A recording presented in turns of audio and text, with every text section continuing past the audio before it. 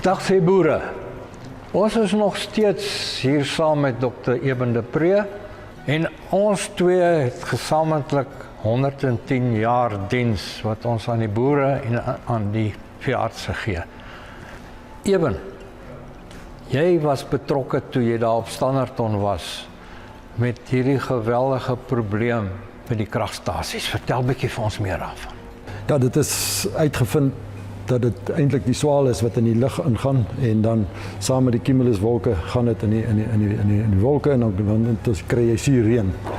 En as gevolg daarvan het ons nou gekry dat die koeie byvoorbeeld sukkel na geboorte, dat die nageboortes vassit en dat die koeie sy baarmoeders nie mooi herstel nie. Ons het by lammers probleme gekry met vlekspiersiekte as gevolg van seleniumtekorte.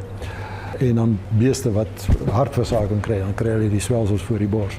En die oplossing vir hierdie probleem het julle saam met Design Biologics gedoen.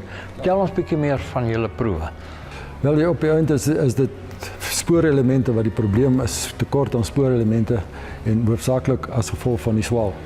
Ons het 'n proewe gedoen om te kyk, hulle het 'n produk ontwikkel wat hulle noem Micromin en ons het hom getoets deur om te kyk as ons beeste inspuit met hom onder die vel, dan het ons eers die bloed getrek, om ingespuit en dan elke uur weer bloed getrek om te kyk hoe vinnig word hy opgeneem van die inspuitplek en hoe vinnig versprei hy na die organe en dan tot daar niks meer in die bloedstroom is nie.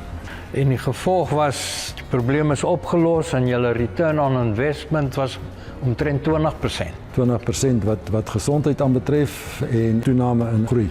En nou wanneer dien jy hierdie produk toe? Wel, in die praktyk dien die mense toe voor teelseisoen en voor die kalfseisoen. Vir die bulle is natuurlik ook belangrik.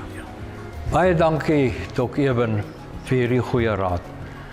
Boere, julle moet uitvind, wat is die tekorte wat julle het, daar waar julle boer.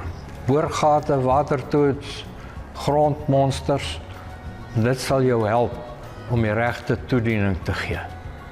So kyk mooi na julle diere. Lekker boer.